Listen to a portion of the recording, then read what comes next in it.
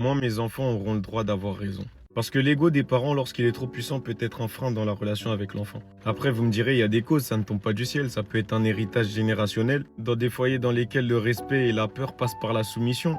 Et que la reconnaissance de ses torts dans le rôle de parent peut être perçue comme de la faiblesse. Il y a donc cette peur de perdre l'autorité. Parfois même, ils en viennent à projeter leur identité sur toi. Ils défendent leur propre image à travers celle de leurs enfants. Ou des fois, ils ont tout simplement du mal à accepter ou gérer leur vulnérabilité. Ils n'ont pas appris à exprimer leurs regrets ou à s'excuser. Donc reconnaître ses torts face à son enfant, ça peut leur procurer un sentiment de honte profond. Sauf que ça peut toucher la confiance en soi de l'enfant. Ça peut lui aussi le mettre dans ce même schéma de confusion émotionnelle. Et c'est pas facile de vivre dans ce modèle relationnel toxique, de dominant et dominé. Il devrait même pas y avoir cette logique entre parent et enfant. Être le parent, oui, c'est réprimander, mais c'est aussi être l'allié.